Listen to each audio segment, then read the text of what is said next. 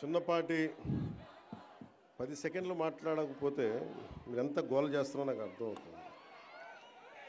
ముందుగా ఇక్కడికి విచ్చేసిన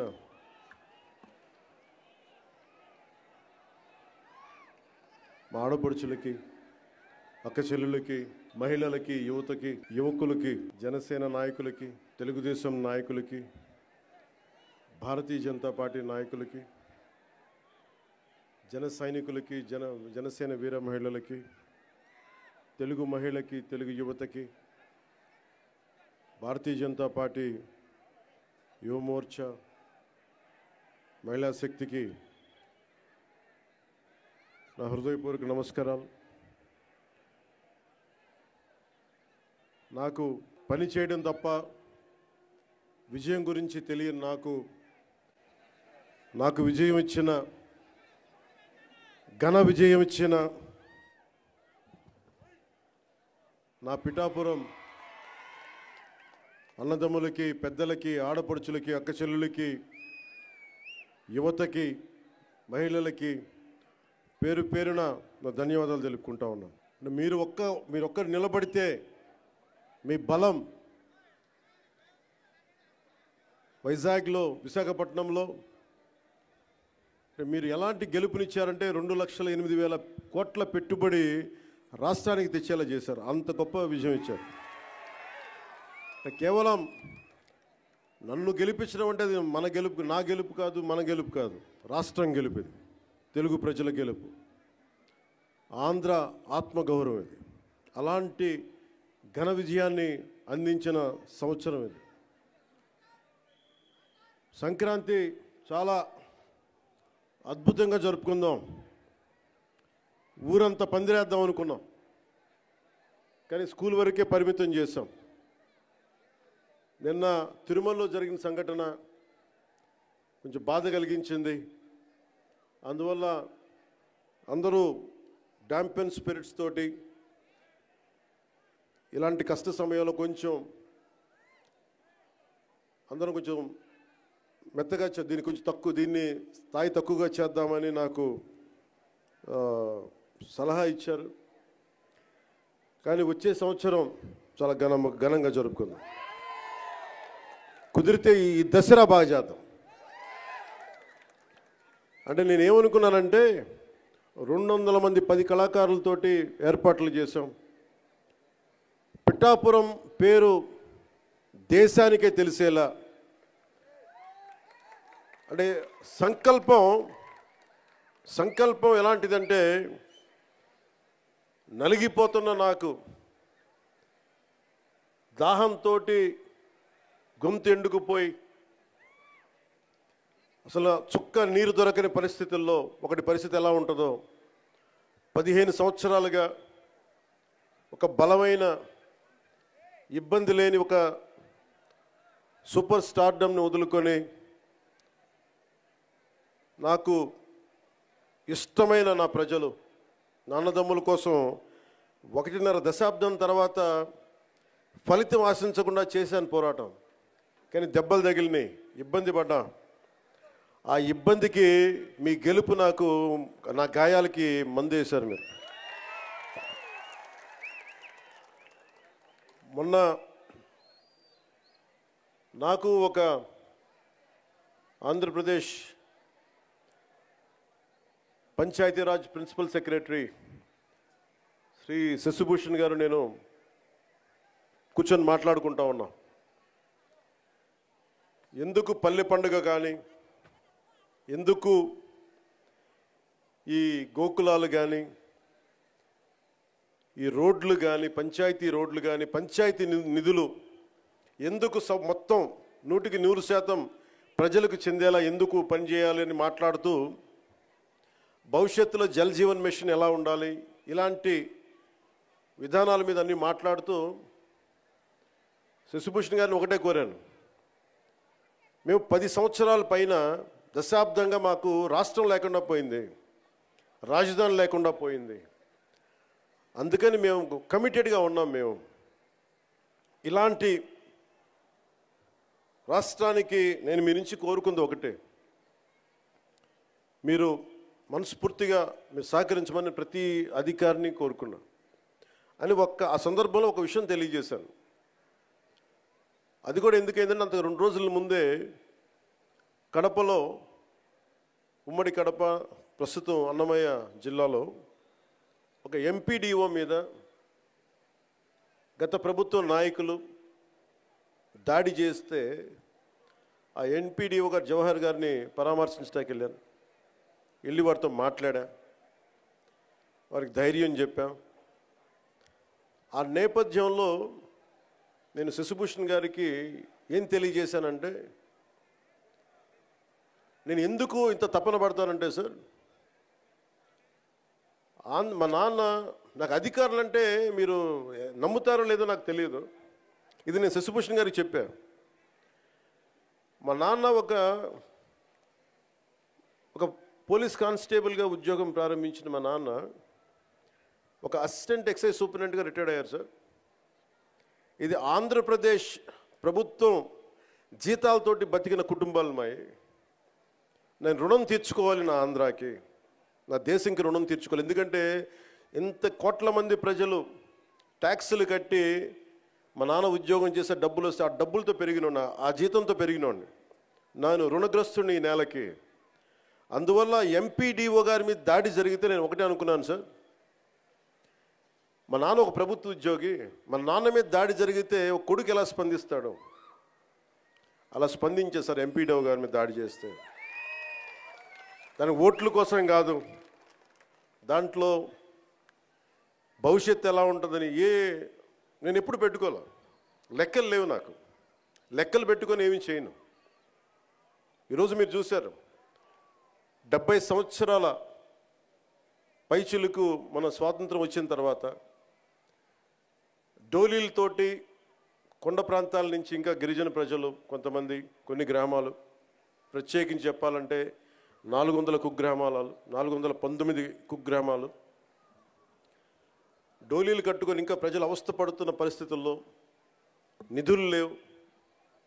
గత ప్రభుత్వం ఇష్టానుసారంగా టాయిలెట్లకి 2 కోట్లు 3 కోట్లు ఖర్చు పెట్టుకున్నారు, బాత్రూమ్స్కి 500 కోట్లు పెట్టి ప్యాలెస్లు కట్టుకున్నారు, ఇష్టారాజ్యంగా చేశారు. రంగులు వేయడానికి కొన్ని 100 కోట్లు, రంగులు తీయడానికి 100 కోట్లు, 1000 కోట్లు దుర్వినియోగం చేశారు. ఇలాంటి పరిస్థితుల్లో, డబ్బు రాని పరిస్థితుల్లో కూడా, డబ్బులు లేని కటకట అంటున్న పరిస్థితుల్లో కూడా గౌరవ ముఖ్యమంత్రి గారి దృష్టికి, నారా చంద్రబాబు నాయుడు గారికి దృష్టికి తీసుకెళ్తే నేను చెప్పాను, ఇట్లా ఇబ్బందిగా ఉన్నాయి సార్ అక్కడ, పాపం చాలా కష్టంగా ఉందంటే ఆయన పెద్ద మనసుతోటి ఒక 39 కోట్లు శాంక్షన్ చేశారు. అలాగే మనందరం గర్వించే మన ప్రీతం ప్రధాని శ్రీ నరేంద్ర మోదీ గారు కేంద్రం నుంచి వచ్చిన నిధులతోటి కలిపి 70 సంవత్సరాల ఈ పాలనలో, 5 సంవత్సరాల దుష్ట పాలనలో వాళ్ళు మర్చిపోయారు. అంటే ఓట్ల కోసం బుగ్గలు నిమరటం, తలకాయలు నిమరటం ఇవి కాదు. కష్టం ఉన్నప్పుడు పక్కన ఉండాలి. అధికారుల మీద దాడి చేయకపోవటం, వ్యవస్థల్ని బలోపేతం చేయటం. అందుకని ఈ రోజున రోడ్డు పడింది అంటే, మీరు పిఠాపురంలో గెలిపిస్తే ఆ గెలిచిన వ్యక్తి రోడ్లు లేని వాళ్ళకి రోడ్లు చేయడానికి ఎంతమంది సహకారంతో, ఇది నా ఒక్కడిది అని చెప్పట్లా, అంటే ఒకటి పూనుకోవాలి. Politics is a thankless job, ఎవరు గుర్తుపెట్టుకోరు. మరుపు మానవ సహజం. ఇన్ని కోట్ల డబ్బు ఉంటుంది సినిమాల్లో, ఇవన్నీ వదులుకొని ఎందుకురా సుఖానం ఉన్న ప్రాణం దుఃఖాన్ని పెట్టుకుంటాను మా అమ్మ అంటూ ఉంటుంది. నాకు ఎప్పుడు దుఃఖం అనిపించలేదు, నాకు చాలా సంతోషం అనిపించింది. చెప్పులు లేకుండా మట్టిలో నడిస్తే, రోడ్లు బహిర్భూమి అంతా నిండిపోయి మలమూత్రాదాలతో నిండిపోయి అలాంటి రోడ్ల మీద నడిస్తే నాకు సగటు మనిషి కష్టం, సగటు మనిషి బాధ, వాళ్ళ అవసరాలు నాకు తెలుసు. దాంట్లో నేను సుఖం చూశాను. అలాంటి వ్యక్తికి మీరు అండగా ఉన్నందుకు నా జన్మాంతం మీకు రుణపడి ఉంటాను. వేదికని అలంకరించిన శ్రీ తంగిళ్ళ ఉదయ్ శ్రీనివాస్ గారు, గౌరవ పార్లమెంట్ సభ్యులు, Shri Shashibhushan garu, principal secretary Panchayati Raj and rural development, Shrimati Varuvula Satyaprabha garu, MLA Prathipadu, Shri Thota Sudheer garu, chairman civil supplies corporation, అలాగే SVS Varma garu, Shri M Krishnateja, director Panchayati Raj and rural development, Burra Krishnaraju garu, అలాగే ఏదైనా ఒక పని చెప్తే ఆగ మేఘాల మీద యంత్రాంగానంతా ముందుకు తీసుకెళ్ళే మన ప్రీతమ కలెక్టర్ శ్రీ షణ్ముఖ్ గారు, అలాగే ఎస్పీ పాటిల్ గారికి మనస్ఫూర్తిగా నా హృదయపూర్వక నమస్కారాలు. ఏమ్మా ఏంటి ఇబ్బంది పెడుతున్నారు మిమ్మల్ని? నేను మిమ్మల్ని చూశాను, మీరు నన్ను చూశారు. మీ పాదాలకి నమస్కారం, దీవెనలు ఇవ్వండి. 6 నెలల్లో మీరు ఏం చేశారో అని అడుగుతూ ఉన్నారు. తృప్తి లేదంటే వీళ్ళకి, గత ప్రభుత్వం నడిపిన పెద్ద మనుషులందరికీ. చాలా చిన్న ఉదాహరణ చెప్తాను, మనకి వాళ్ళకి తేడా ఏంటని. 5 సంవత్సరాల్లో వాళ్ళు 268 గోకులాలు నిర్మించారు. 5 సంవత్సరాలు. మన వచ్చిన 6 నెలల్లో 12,500 గోకులాలు నిర్మించాము. నాకు ఇష్టమైన కవి గుర్రం జాషువా గారు గోమాత గురించి ఆయన చెప్పిన మాట అంటే, మన సాంప్రదాయాల్లో కానీ ఆచారాల్లో కానీ, మన కార్తీక మాసంలో కానీ శివుడికి అభిషేకాన్ని గోపు మన ఆవు పాలతోనే చేస్తాం. అంటే తల్లి పాలతో సరి సమానమైన పాలు ఇస్తుంది కాబట్టి మనం గోమాత అంటాం. ఇది గుర్రం జాషువా గారు చెప్పింది గోమాతను ఉద్దేశించి. నీ నుంచి వచ్చే పాలలో వెన్న వస్తుందని తెలుసుకున్నాను, కానీ నీ మనసే వెన్న సుమ, గొంతు కోసిన బాధపడకుండా అలాగే నిలబడతావు తల్లి. అంటే ఆవు ఔన్నత్యాన్ని, ఆవు సంరక్షణ అవసరాన్ని చాలా గొప్పగా వివరించారు గుర్రం జాషువా గారు. అంటే ఆవు బాగుంటే రైతు బాగుంటాడు, రైతు బాగుంటే దేశం బాగుంటుంది. మనకి మిల్క్ వైట్ రెవల్యూషన్ అని చెప్తాం. గుజరాత్లో ఎంత 60,000 కోట్ల రూపాయలు అక్కడ ఉన్న మహిళలు పాడి ద్వారా 60,000 కోట్ల ఇది అంత ఉంది. వీళ్ళు ఇక్కడ తీసుకొచ్చారు అమూల్ని. గత ప్రభుత్వం దారుణంగా చిత్తూరులో కానీ మిగతా చాలా జిల్లాల్లో పాడి పరిశ్రమ అంటే ముఖ్యంగా డైరీస్ని చంపేశారు. గవర్నమెంట్ డైరీస్ని. ఎవరి దగ్గర డబ్బులు ఉండకూడదు, డబ్బులు వాళ్ళ దగ్గరే ఉండాలి. మనం ఎప్పుడు దేహి అంటూ ఉండాలి. డైరీస్ని చంపేసి వాళ్ళ సొంత డైరీలు పెట్టుకుంటా ఉన్నారు. ఈరోజు మనం నిర్మించిన 12,500 ఈ గోకులాలు కానీ, భవిష్యత్తులో నిర్మించబోతున్న ఇంకొక 20,000 గోకులాలు కానీ, అవి ఒకటి 2 కానీ 4 కానీ 6 ఆవులు కానీ పాడి చేసుకునే ఏవైనా సరే కనీసం 2 ఉంటే ఒక 1,000-2,000 పెరుగుద్ది. ఎందుకు? దానివల్ల రక్షణ ఉంటుంది, ఎండపొడ ఉండదు, శుభ్రత ఉంటుంది. అంటే ఇది కూడా ఆలోచించలేకపోయింది గత ప్రభుత్వం. అదే మన ఇంట్లో ఒక ఆడబిడ్డ పెళ్లి జరిగితే గతంలో ఆవుని కానుక ఇచ్చి పంపించేవాడు. అంటే గోవు అంతది మనకి. అలాంటి గోవుని సంరక్షించుకోవడం కోసం ఈ రోజున మనం 12,500 ఒకేసారి మనం ఈ రోజున ఓపెన్ చేస్తున్నాం పండగకి. ఈ గోకుల ద్వారా అత్యధికంగా లబ్ధి పొందేవారు చిన్న రైతులు, కౌలు రైతులు, బడుగు బలహీన దళిత గిరిజన వర్గాల వారు, ఎస్సీ ఎస్టీ మరియు ఇతర వర్గాల్లో ఉండే బిలో పవర్టీ లైన్లో ఉన్న నరేగా నిధులతోటి 90% సబ్సిడీతోటి పశువులు షెడ్యూల్ చేసుకోవడానికి ప్రభుత్వం, ఎన్డీఏ ప్రభుత్వం నారా చంద్రబాబు గారి నాయకత్వంలో ప్రోత్సహిస్తుంది. ఈ స్కేల్లో, ఈ స్థాయిలో, ఇంత తక్కువ సమయంలో నిర్మించడం ఒక ఘనమైన విజయం. గత ప్రభుత్వం స్కాముల్లో రికార్డులు సృష్టిస్తే ఈ ప్రభుత్వం ఒక పల్లె పండుగ ద్వారా, ఒక గోకులాల ద్వారా, సకాలానికి జీతాలు అందించడం ద్వారా, పెన్షన్లు పెంచడం ద్వారా ఇది మనం అలాంటి అభివృద్ధి పనులతో రికార్డు సాధిస్తున్నాం. ఇందాక చూసాం, మనం ఏడీబీ రోడ్డు చూసాం. దాదాపు 2-3 నియోజకవర్గాలకు పనికొచ్చే 30 కిలోమీటర్ల రోడ్డు 5 సంవత్సరాలు దాన్ని వదిలేశారు. ఈరోజు వచ్చిన దాంట్లో మొత్తం కూర్చోబెడితే మొత్తం దాదాపు అక్కడ 2-3 ప్యాచ్లు తప్ప రోడ్డు ఆల్మోస్ట్ అయిపోతా పరిస్థితిలో ఉంది. ఆగస్టుకి అయిపోద్ది రోడ్డు, వచ్చే ఆగస్టుకి. అంటే ఇది ఎందుకు చేస్తున్నామంటే, ఎందుకు చెప్తున్నానంటే, అంటే నిజంగా కమిటెడ్గా ఉంటే డబ్బులు, పనిచేసే చోట డబ్బులు వస్తాయి. కష్టే ఫలి అంటాం. మనకి శ్రమ ఉన్న చోట పెట్టుబడి వస్తాయి. ఈరోజున మేము కోరుకుంటుంది గోకులాల ద్వారా మేము ఒకటే కోరుకుంటా ఉన్నాం. మహిళలు గుజరాత్ని స్ఫూర్తిగా తీసుకొని 60,000 కోట్ల రూపాయలు వ్యాపారం చేస్తూ ఉన్నారు. ఇక్కడ కూడా ఆ విధంగా మహిళలు భాగస్వామ్యమై ఇది ఒక రకమైన ఎంటర్‌ప్రెన్యూర్‌షిప్ అవ్వాలి. ఈ రంగం ఒక ఆత్మనిర్భర భారత్, ఎవ్వరి మీద ఆధారపడని భారతదేశంలో భాగంగా ఈ మహిళలకు కానీ, చిన్న రైతాంగానికి కానీ, పాడి పరిశ్రమ చేసే రైతాంగానికి కానీ ఇది లబ్ధిగా ఉంటుందని తెలియజేస్తూ ఉన్నాను. ఆంధ్రప్రదేశ్లో మన డైరీ కోఆపరేషన్ సొసైటీలు చాలా తక్కువ. దీనిని 10% ఉన్నాయి, దీన్ని విస్తరించాలి అని నిర్ణయించింది. దాంట్లో నరేగా ఫండ్స్ తోటి ఈ రోజున మనం దీన్ని ప్రారంభించడం చేశాం. న్యూజిలాండ్ లాగా పాడి పరిశ్రమలో ఆంధ్రప్రదేశ్ దేశంలోనే పాల ఉత్పత్తి చేసే దాంట్లో మనం ప్రముఖ పాత్ర వహించాలని మనస్ఫూర్తిగా నేను ఆశిస్తూ ఇవి చేస్తూ ఉన్నాం. గత ప్రభుత్వం డైరీలని నిర్వీర్యం చేసి గుత్తాధిపత్యం తెచ్చుకోవడానికి ప్రయత్నం చేశారు. అమూల్ వచ్చిందని చేసిన హడావిడి ఏమైపోయింది? ఒక అమూల్ కేంద్రమైన ఏర్పాటైందా?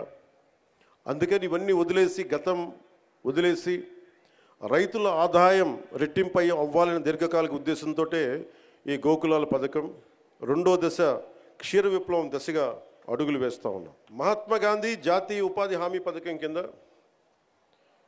మీకు ఈ కింద విషయాలు తెలియజేస్తుంది. దాదాపు 58 లక్షల కుటుంబాలకు చెందిన 97 లక్షల పైచిలకు ఉపాధి కూలీలు ఈ పథకంలో పనిచేస్తూ ఉన్నారు.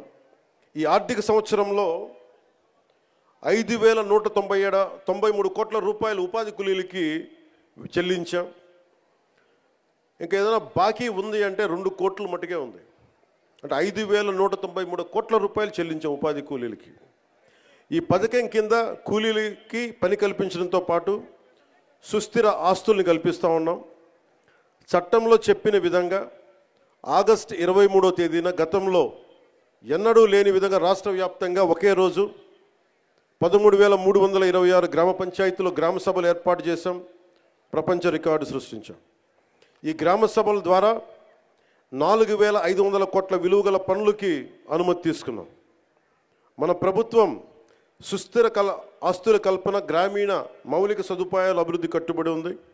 వాటిలో భాగంగా 22,500 గోకులాలు, 3,500 కిలోమీటర్ల సీసీ రోడ్లని మనం మంజూరు చేశాం. పల్లె పండుగ వారోత్సవాల్లో భాగంగా అక్టోబర్ 14 నుంచి 20 వరకు మంత్రులు, ఎమ్మెల్యేలు, ప్రజాప్రతినిధులు అందరూ కలిసి అభివృద్ధి పనులు భూమి పూజ చేశాం. ఈ 3 నెలల్లోనే మనం 12,500 గోకులాలు పూర్తి చేశాం. ఈ షెడ్లను పూర్తి చేయడం వల్ల దాదాపు 50,000 పశువులు ఆరోగ్యకరమైన వాతావరణంలో ఉంటాయి. దీనివల్ల ఈ పరిశుభ్రమైన వాతావరణం వల్ల ప్రతి రైతుకి నెలకి 2 లీటర్లు పెరిగితే ప్రతి రైతుకి నెలకి అదనంగా ఇంకొక 10 నుంచి 12,000 అదనపు ఆదాయాన్ని పొందుతారు.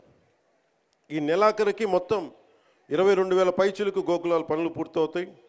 ఈ ఆర్థిక సంవత్సరంలో 38,986 చిన్న సన్నకారు రైతులకు చెందిన 63,385 ఎకరాల్లో పండ్ల తోటల పెంపకాన్ని పనులు చేపట్టాం. మరి ఈ ఆర్థిక సంవత్సరంలో 1,00,000 ఫామ్ పాండ్స్ నిర్మించడానికి ఒక ప్లానింగ్తో ముందుకెళ్తా ఉన్నాం. వ్యవసాయం అనుబంధ పనులపై దృష్టి సారించాం.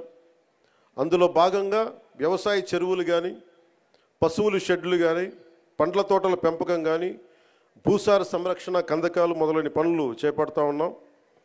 గ్రామ పంచాయతీ వారీగా ఈ 6 నెలల్లో సాధ్యమయ్యే మరియు చేయదగిన వ్యవసాయ అనుబంధ పనులన్నిటికీ ప్రణాళికలు తయారు చేసి సిద్ధంగా ఉంచుకున్నాం.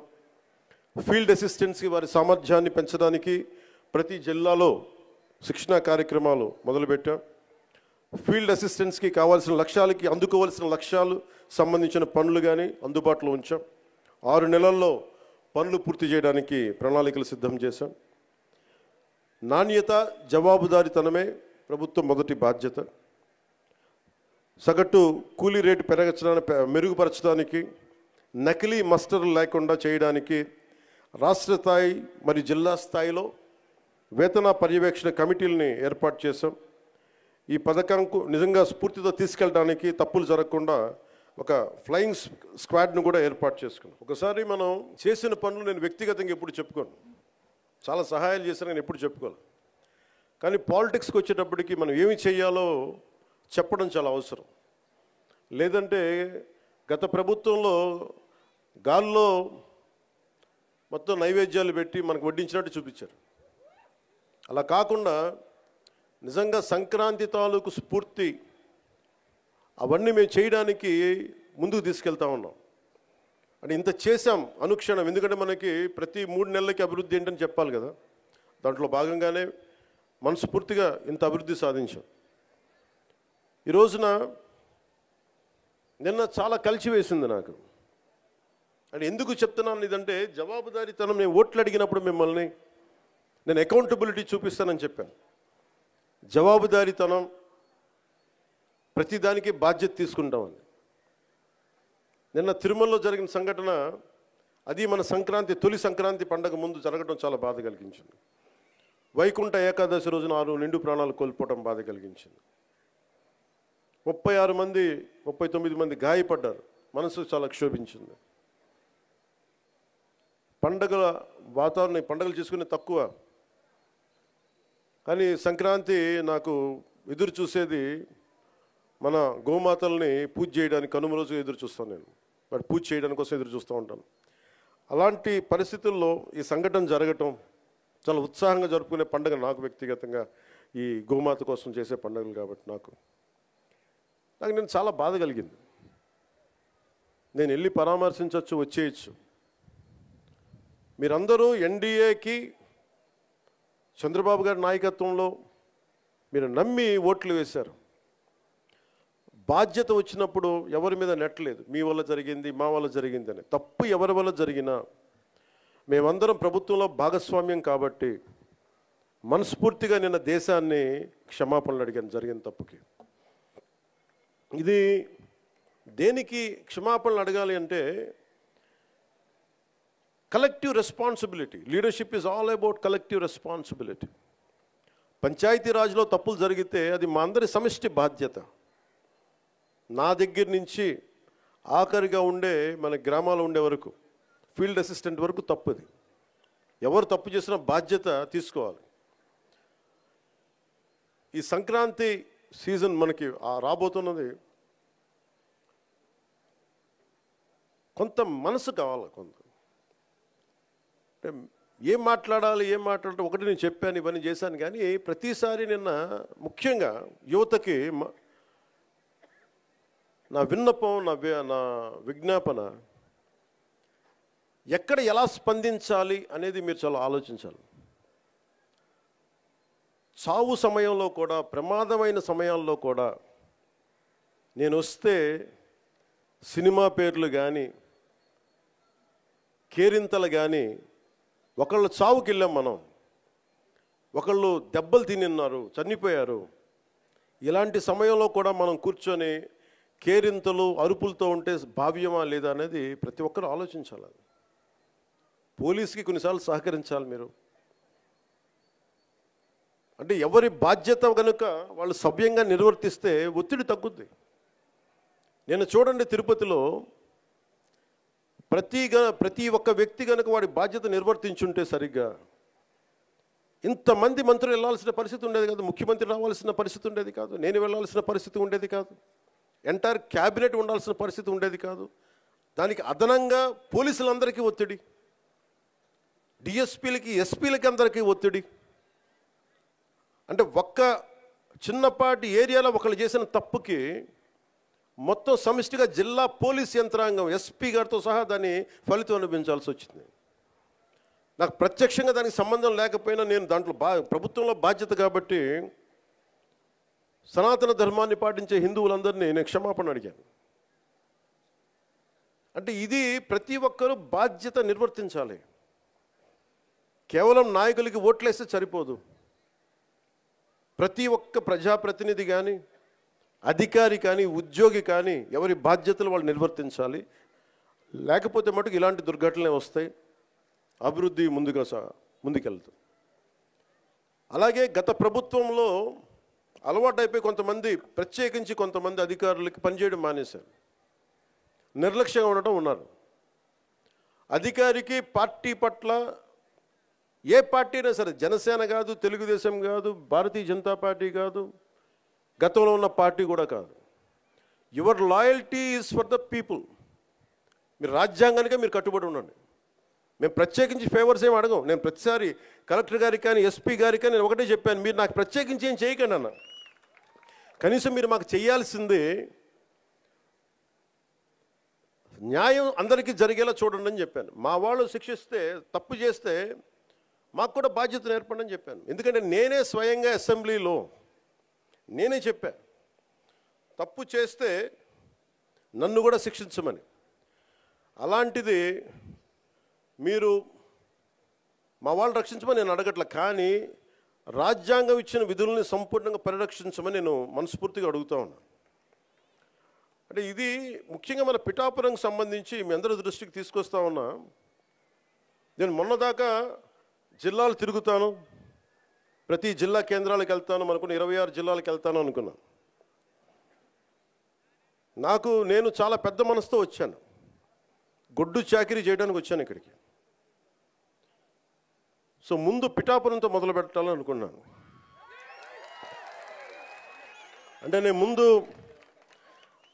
నాకు ఉద్దానంతో ప్రారంభించాం కాబట్టి శ్రీకాకుళంకి వెళ్దామా, లేదంటే భయంతో ఉండే, ఎంతసేపు భయం గుప్పిట్లో ఉండే కొన్ని రాయలసీమ జిల్లాలకు వెళ్దామా, ఇట్లా అన్నీ ఆలోచిస్తాను. ఒకటే అనిపించింది, ముందు ఇంటిని శుభ్రపరచుకున్న తర్వాత బయటికి వెళ్ళి అనిపించింది. అందుకని నేను నాకున్న స్థలంలోనే ఇక్కడ నేను సిమెంట్ ఇళ్లలో కూడా నేను అక్కడ నాకు షెడ్లు వేసుకొని ఉంటానని చెప్పాను. ఇప్పుడు ఇందాక చెప్తున్నాను పేషి అందరికీ, నేను కొన్న స్థలంలో షెడ్లు వేసుకొని 14 రోజులు ముందు అవసరమైతే ఎక్కువ ఇక్కడే ఉండి మన పిఠాపురం ఉన్న ప్రతి గ్రామానికి వెళ్ళి, మన 53, 54 గ్రామాలు, ప్రతి మండలం నేను వచ్చి స్వయంగా నాకు ప్రతి ఒక్కరు తెలియాలి నాకు. అందుకని నేను నాకు అదే కావాలి, మన ఇద్దరు కూడా. రోగి అదే కోరుకున్నాడు, వైద్యుడు అదే ఇచ్చాడండి. అలా మీకు అదే కావాలి, నాకు అదే కావాలి. మనందరం కలిసి మన పిఠాపురాన్ని మొత్తం ఒక జాతీయ స్థాయిలో దీని పేరు తీసుకొద్దాం. మనసు పెడితే ఏముండదు. మీరు ఇంత బలంగా నిలబడ్డారు. సో ఏంటి ఎత్తుకుతున్నానంటే ఫోన్లో, అలా కాదు, నాకు పిఠాపురం నుంచి చాలా కంప్లైంట్స్ వచ్చినాయి. అది చదువుదామని పెడతాను. అది అంటే కలెక్టర్ గారు ఇక్కడే ఉన్నారు, పోలీసు ఉన్నతాధికారులు ఇక్కడే ఉన్నారు కాబట్టి కొన్ని బయట మాట్లాడుకున్నాయంటే, కొన్ని లోపల మాట్లాడుకున్నాయి ఉంటాయి, కొన్ని ఇంటి సమస్యలు ఇంట్లో ఇళ్లలోనే మాట్లాడుకుందాం. అంటే పిఠాపురం పట్టణంలో కొంత ఎస్పీ గారి దృష్టికి తీసుకొస్తా ఉన్నా, కొంత ఉదాసీనంగా ఉన్నారు మన పోలీస్ వ్యవస్థ అని చెప్తా ఉన్నారు. ఒకసారి మీరు చేయండి, ఎందుకంటే చిల్లర దొంగతనాలు పెరుగుతూ ఉన్నాయి. గంజాయికి అలవాటు పడ్డ కుర్రాళ్ళు 100-500 లాక్కొని పోతూ ఉన్నారు. దొంగతనం చిన్నదే కావచ్చేమో కానీ ఊళ్ళల్లో నోటి మాట ద్వారా దొంగతనాలు పెరిగాయి అనేది మొదలైతే పవన్ కళ్యాణ్ వచ్చి దొంగతనాలు పెరిగినాయంటే చాలా దరిద్రంగా ఉంటుంది. దయచేసి చూసుకోండి. సహా చెప్తా, ఇంకా చాలా లిస్ట్ ఉంది, చదవనే. పిఠాపురం పట్టణంలో రథాలపేట, ఇందిరానగర్, అగ్రహారం ప్రాంతాల్లో గంజాయి వాడకం పెరిగినది ఉంది. అవునమ్మా. అలాగే తుని నుంచి వచ్చేవాళ్ళు ఇక్కడ కుర్రాళ్ళకి గంజాయి సప్లయర్స్గా మారుస్తున్నారని ఇది ఉంది దృష్టి. అలాగే మొన్న ఎస్సీ బాయ్స్ హాస్టల్లోకి వెళ్ళి కొంతమంది పిల్లల్ని కొట్టి 10-25 రూపాయలు లాక్కొని హాస్టల్లో వాళ్ళని డబ్బులు తీసుకున్నారని చెప్పారు.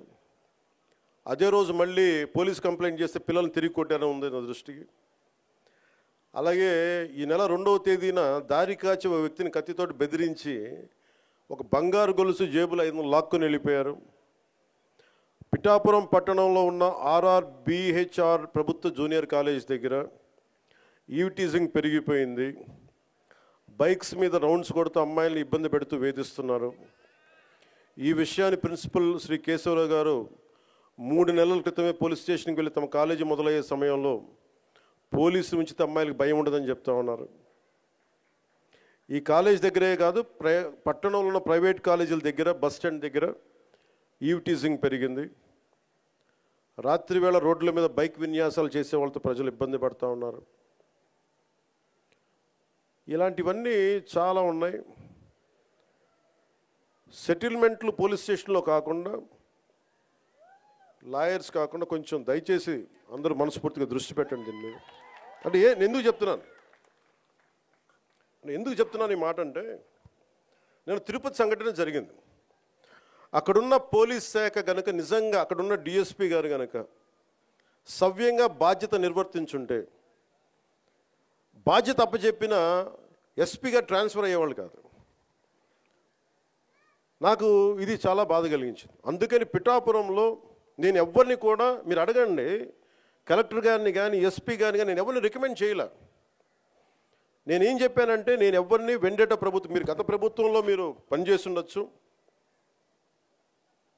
నాకు తెలియదు, నేను అన్నీ మర్చిపోతున్నా, గతం అంతా మర్చిపోతున్నా. ఇప్పుడు ఫ్రెష్గా ప్రారంభిద్దాం. నేను మిమ్మల్ని జడ్జ్ చేయను. నాకు ఇవ్వాల్సిందల్లా సుపరిపాలన ఇవ్వండి. తన్నా మన అని భేదం లేకుండా అందరికీ సమ న్యాయం చేయమని అంటే, అది జరగకపోతే మటుకు మళ్ళీ నా అలాంటి వాడు వచ్చి రోడ్ల మీద తిరిగితే ఎవరికి నిద్రాహారాలు ఉండవు. అక్కడ దాకా తీసుకెళ్ళదు. ఎందుకంటే నేను ఒక రౌడీ మూకను ఎదుర్కోవడానికి, గుండాల మూకను ఎదుర్కోవడానికి నేను మొదటి తరం రాజకీయ నాయకుడిని. మొదటి తరం రాజకీయ నాయకుడిని. మా నాన్న ముఖ్యమంత్రి కాదు, మా నాన్న కానిస్టేబులే. నాకు 10 మంది తెలీదు.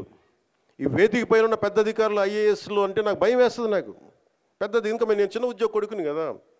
మా నాన్న ఏం చెప్పాడు, చిన్నప్పుడు వచ్చారు, దొరగారు వచ్చారు, ఇంట్లో నుంచి భోజనం పంపించాలని చెప్పాడు.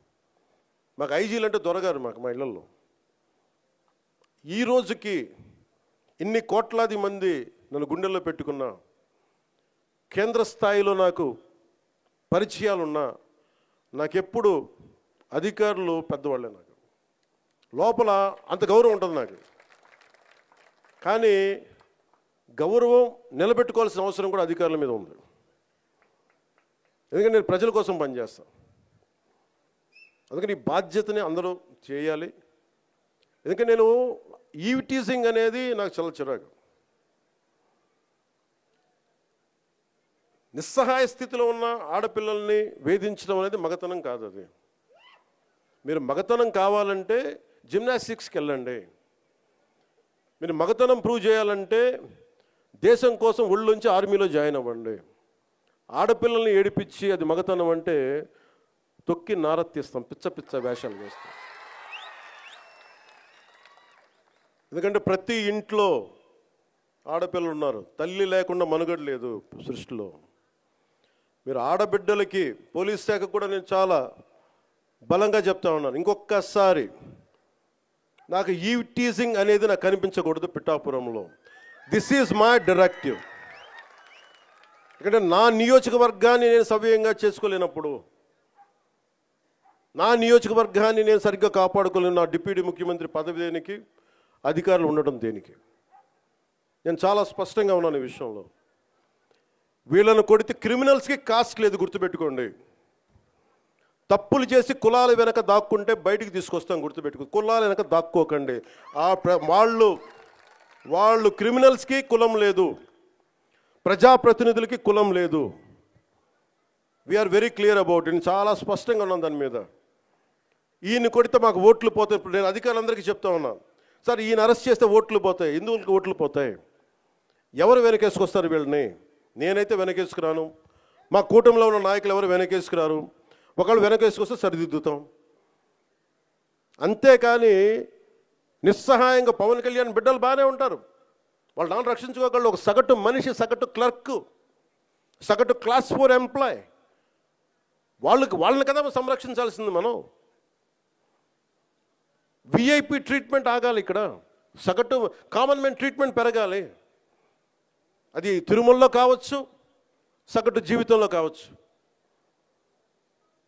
ఇలా కాకుండా కూర్చోబెట్టి పోలీసు 6 నెలల హనీమూన్ పీరియడ్ అయిపోయింది. హనీమూన్ పీరియడ్ అయిపోయింది అందరికీ, నాతో సహా. నాకు కూడా ఇంక లెర్నింగ్ కూర్చోబెట్టి రివ్యూస్ అని వదిలేసాను. నేను నుంచో చోట రివ్యూ చేస్తాను, అవసరమైన చోట నిలబడతాం, కానీ రాష్ట్రం అంతా తిరుగుతాం, మన పిఠాపురంతో మొదలు పెట్టుకొని.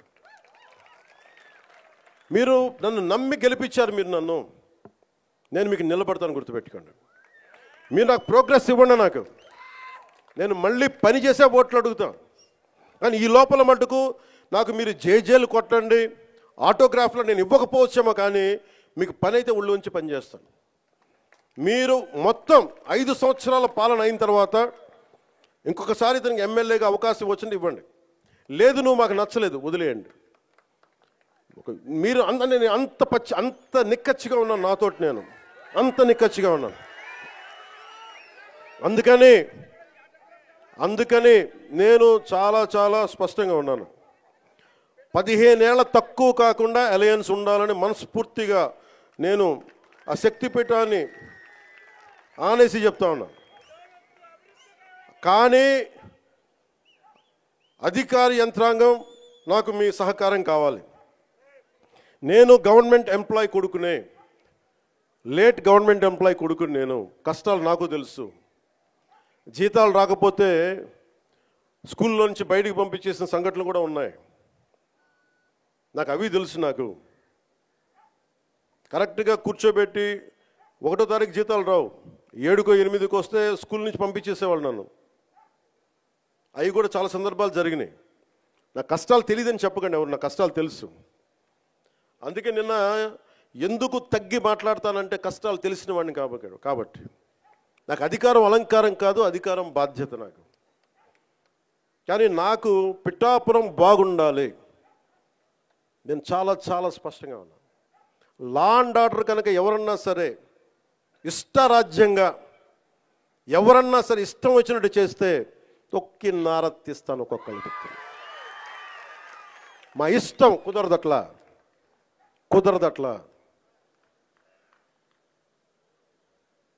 ఇది చాలా చాలా జాగ్రత్తగా ఉండాలి. ఇది నేను తెగించి వచ్చాను రాజకీయాల్లో, గుర్తుపెట్టుకోండి.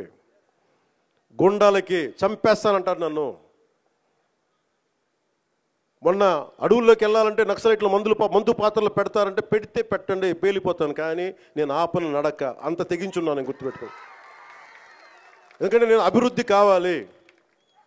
పోలీస్ వ్యవస్థ ఏం చెప్తారు, సార్ అక్కడ వెళ్తే మీరు మందు పాత్రలు ఉంటాయి, ఇబ్బంది పెడతారు, భయపెడతారు. భయపడేవాడిని రాజకీయాల్లోకి రాకూడదు. మంచి చేయాలని వచ్చేది, నాకు భయం లేదు. నాకు అంటే ఇంత తెగించిన వాడిని ఆకు రౌడీలు కానీ చిల్లర వేషాలు వేసేవాళ్ళు కానీ నేను భయపడతానా? అందుకని చాలా జాగ్రత్తగా ఆలోచించి అందరూ దయచేసి మసలండి. ఎందుకంటే నేను తెగించానంటే మటుకు ఇంకెవరు తెగించరు, అంత పిచ్చగా తెగిస్తాను నేను. ఎందుకంటే నేను నిన్న ఎందుకు క్షమాపణ చెప్పాలి, ఎందుకు క్షమాపణ చెప్పాలి? నేను బాధ్యత అడిగాను, మీ ఓట్లు అడిగాను నేను. తిరుమల నాకు డైరెక్ట్గా నాకు సంబంధం లేకపోవచ్చు, కానీ నేను దాంట్లో భాగస్వామ్యం ప్రభుత్వంలో.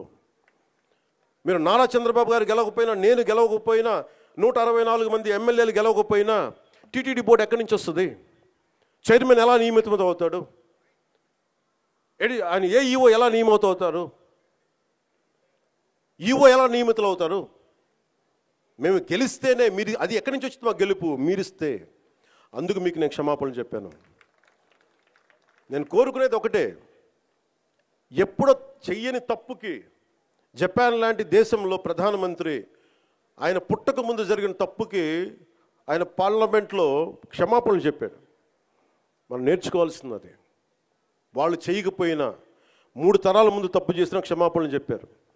నేను ఈ రోజున అడుగుతుంది, టీటీడీ బోర్డు పాలక మండలి చైర్మన్ గారు కానీ, సభ్యులు కానీ, ఈఓ కానీ, ఏఈఓ కానీ మీరు ప్రెస్ మీట్ పెట్టి క్షమాపణలు చెప్పండి. నేను క్షమాపణలు చెప్పినప్పుడు మీకు క్షమాపణలు చెప్పడానికి నామోషి ఏంటి? బాధ్యత తీసుకోండి, బాధ్యత తీసుకోవాలి. ఇది చాలా బాధ కలిగించేది. మాకు సంబంధం లేదంటే ఎట్లా? నా తప్పు కాదంటే రాజు 7 చేపలు కదలా, మరి ఎవరు చేస్తారు ఇది? నాకేం సరదా నాకు క్షమాపణలు చెప్పడం? నేను దోషిగా నిలబడాలా ఇలాంటి సంఘటనలో? అందుకని ఎందుకు నేను డాంపెన్ చేశాను, ఎందుకు తగ్గించాను సంక్రాంతి సంబరాలంటే, వాళ్ళు ఎంత గొప్పవాళ్ళంటే చనిపోయిన 6 మంది వారి కుటుంబ సభ్యులు దేవుడు పట్టుకెళ్ళిపోయాడు అంటున్నారు. 36 మంది గాయపడితే ప్రతి ఒక్కరిని పేరు పేరున పరామర్శిస్తే అందరూ కూడా నలిగిపోయి 100 మంది మీద పడిపోయారు. ఎంత ఉంటుంది ఒక ఆడపడుచు మీద పడిపోతే, పెద్ద ఆవిడ మీద పడిపోతే? తమిళనాడు నుంచి వచ్చారు. ఎలా ఉందమ్మా మీకంటే, కడవలు పాత్రికాంగ అయ్యా, కడవలు వెళ్ళి ఎడుతున్నాం, దేవుడు బయటికి తీసుకొచ్చాడు మమ్మల్ని అంటా ఉన్నారు. ఎంత పెద్ద మనసుతోటి సరిగ్గా చూసుకోలేదయ్యా మమ్మల్ని, కానీ ఏం చేస్తాం, మా కర్మ ఇలా కాలిందని. అది దేశం తాలూకు దౌర్భాగ్యం. ప్రజలు ఇంత బాధ్యత ఇప్పుడు కష్టం వచ్చినప్పుడు ఎంత అద్భుతంగా చెప్పారంటే నాకు కన్నీళ్ళు వచ్చినాయి. నాకు నిన్న కరిగిపోయాను నేను. వీళ్ళ క్షమాపణలు చెప్పదు ఇంకెవరికి క్షమాపణలు చెప్తాం? ఏఈఓ కానీ, ఏఈఓ వెంకయ్య చౌదరి గారు కానీ, ఈఓ శ్యామలరావు గారు కానీ, చైర్మన్ బిఆర్ నాయుడు గారు కానీ, టీటీడీ బోర్డు సభ్యులు, పాలకా మండలి సభ్యులందరూ కానీ, మీరందరూ వచ్చి ఒక్కొక్క వ్యక్తి గురించి కథ వింటే అప్పుడు మీకు బాధ అర్థమవుతుంది. క్షమాపణలు చెప్పండి. మీరు క్షమాపణలు చెప్పి తీరాలి, వేరే దారి లేదు మీకు. మీరు క్షమాపణలు చెప్పడం వల్ల పోయిన ప్రాణాలు తిరిగి రావు, కానీ కనీసం ప్రజలు మిమ్మల్ని చూస్తూ ఉన్నారు. అది మటుకు జ్ఞాపకం పెట్టుకొని అందరూ తగ్గి క్షమాపణలు చెప్పండి. చాలా అవసరం ఇది. ఎందుకంటే ఈరోజు రాష్ట్రం మొత్తం, దేశం మొత్తం మీరు చేసిన తప్పుకి సంబరాలు జరుపుకోవడానికి ఆలోచిస్తూ ఉన్నారు. 4 లక్షల మంది ప్రజలు గరుడోత్సవాలకు వస్తే క్రౌడ్ మేనేజ్మెంట్ చేయగలిగేవాళ్ళు, అక్కడ చేయలే. 2500 మంది. చాలా బాధ అనిపించింది. Lack of management, crowd management లేక, ఎవరిని ఎంతమందిని కూర్చోబెట్టాలి ఈ ఆలోచన లేక, అది కానిస్టేబుల్స్గా దగ్గర నుంచి అధికారులు, ఎస్ఐలు, సిఐలు, 1100 మంది పైచిలకు పోలీసు. కానీ దురదృష్టం జరిగిపోయింది. సో నేను ఈ సందర్భంలో నేను ఒక కొత్త ప్రయాణం మొదలు పెడుతున్నాను. 6 నెలల తర్వాత ప్రతి జిల్లాకి వస్తాను. అది మనం పిఠాపురంతో మొదలు పెడుతున్నాను. ప్రతి గ్రామం, మన ఉప్పాడ దగ్గర నుంచి మత్స్యకార గ్రామాలు కావచ్చు, ప్రతి గ్రామం నేను వెళ్ళి కనుక్కొని, ఎందుకంటే నేను పనిచేయడానికి వచ్చాను మీకోసం. నేను నాయకులందరినీ కలుపుకెళ్తాను. అది వర్మ గారు కావచ్చు, కృష్ణరాజు గారు కావచ్చు, ప్రతి ఒక్కరు మా జనసేన నాయకులు కావచ్చు, పేరు పేరున నేను చాలా బాధ్యతగా ఉంటాను. ఇంత పని చేసేవాడిని అది గొడవ పెట్టుకోవాలంటే నేను వెనకండి, అది కూడా గుర్తుపెట్టుకోండి. నాకు అంత తెగింపు ఉండదు. మీరు అడవుల్లోకి వెళ్ళడానికి భయపడతారు. నాకు బిడ్డలు ఉన్నారు, 4 బిడ్డలు. పోవడానికి నాకు చాలా కోట్ల సంపాదన ఉంది, కెరీర్ ఉంది నాకు. ఇవన్నీ వదిలి నేను అడవుల్లోకి వెళ్ళి మందు పాత్రలు ఉంటాయా లేదా అని భయంతో ఎందుకు వెళ్ళాలి నేను? నాకు ఇష్టం అంత ప్రజలంటే, ప్రేమ నాకు. ఎంతసేపు కూర్చొని శ్రీశ్రీ కవితలు చదివి, బాలగంగాధర్ కవితలు చదివి అవి ఉటంకించడానికి నేను ఒక స్టేజ్ మీద, నేను కవిని కాదు, నేను పనిచేసేవాడిని. విప్లవకారుడు రాజకీయ నాయకుడు అయితే ఎలా ఉంటుంది, ఇలాగే ఉంటుంది. విప్లవకారుడు తుపాకీ పట్టుకోకుండా ఓటు నమ్మితే ఎలా ఉంటుంది, ఇలాగే ఉంటుంది. నా డబ్బు మీద మమకారం లేదు, పేరు మీద ఇష్టం లేదు, బాధ్యతే ఉంది నాకు. అందుకని నాతో ప్రేమైనా సరే, గొడవైనా సరే, రెండింటికి నేను సిద్ధం. అందుకని దయచేసి నేను డబ్బుకు ఆశపడో, పేరుకు ఆశపడో, నాకు భగవంతుడు కావాల్సినంత పేరు ఇచ్చాడు, అవసరమైనంత డబ్బు ఇచ్చాడు. నేను కోరుకుందల్లా మా నాన్న కష్టం చూశాను. నిజాయితీగా ఉంటే ఒక వ్యక్తి ఎలా నలిగిపోతాడో నేను చూశాను. పడలేక అవినీతితోటి సెలవులు పెట్టేవాడు మా నాన్న, ఆయన కష్టం చూశాను. మొత్తం అవినీతిమయం అయిపోయింది కాదంటలా, కానీ అవినీతిమయంలో కూడా ఎంతో కొంత చిన్నపాటి తక్కువ అవినీతి చేయించే పరిస్థితిలో ఆలోచిస్తాం తప్ప అవినీతి నిర్మూలించలేం. నేను అదే కోరుకుంటా ఉన్నాను, బాధ్యతగా ఉండాలి. అందుకని నేను మీ అందరికీ పేరు పేరున సంక్రాంతి శుభాకాంక్షలు చెప్పడానికి మనసు రావట్లేదు. మీరు ఆనందంగా ఉండాలి ఈ శుభ సందర్భంలో మనస్ఫూర్తిగా కోరుకుంటూ, నాకు ముఖ్యమంత్రి గారికి, గౌరవ ముఖ్యమంత్రి గారికి, శ్రీ నారా చంద్రబాబు నాయుడు గారికి చాలా అద్భుతంగా ఆయన సహకారం అందిస్తూ ఉన్నారు. వారికి నా ధన్యవాదాలు తెలియజేస్తూ ఉన్నాను. 2,08,000 కోట్ల పెట్టుబడిని మాకు ఇచ్చినందుకు ప్రధానమంత్రి శ్రీ నరేంద్ర మోదీ గారికి మనస్ఫూర్తిగా నా ధన్యవాదాలు. భారతీయ జనతా పార్టీ కార్యకర్తలకి, నాయకులకి, మహిళలకి, తెలుగుదేశం పార్టీ నాయకులకి, మహిళలకి, కార్యకర్తలకి, జన సైనికులకి, వీర మహిళలకి, ప్రతి ఒక్కరికి పేరు పేరున నా హృదయపూర్వక ధన్యవాదాలు. మీ అందరికీ శుభాకాంక్షలు తెలియజేసుకుంటూ మరోమారు అధికార యంత్రాంగం అందరికీ కూడా మనస్ఫూర్తిగా ధన్యవాదాలు తెలియజేసుకుంటూ ఉన్నాను. పిఠాపురం నుంచి చాలా అర్జీలు వచ్చినాయి. దాదాపు వచ్చిన అర్జీల్లో ప్రతిదీ పరిష్కరించాం. కొన్ని పరిష్కారం గురవ్వాలంటే కొన్ని లీగల్ సమస్యలు, కొన్నేమో వాళ్ళు వ్యక్తిగతంగా చేసిన అప్పులు, అవన్నీ మనల్ని అడుగుతూ ఉన్నారు. ఇలాంటివి కాకుండా సగటు మనకి ఏవైతే కష్టాలు ఉన్నాయో మనకి ఫండ్స్ అన్నిటి దగ్గర నుంచి, నా వ్యక్తిగత ఫండ్స్ దగ్గర నుంచి ఇచ్చాను. ఇవన్నీ కింద పేషీ నుంచి ఎవరైనా వెళ్ళి వాళ్ళతో మాట్లాడి అర్జీ అంటే తీసుకోండి. సో మీ అందరికీ మరోమారు ధన్యవాదాలు తెలుపుకుంటూ సెలవు తీసుకున్నాను. జై హింద్.